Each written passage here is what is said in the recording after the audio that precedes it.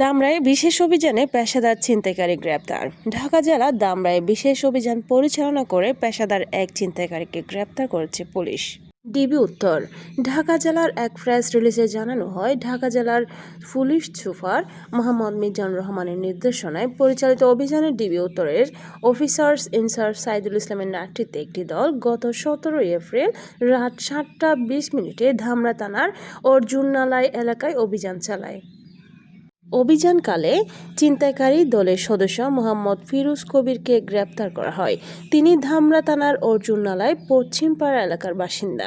Police জানায়, গ্রেপ্তারকৃত আসামির বিরুদ্ধে 8টি মাদকসহ মোট 9টি মামলা রয়েছে।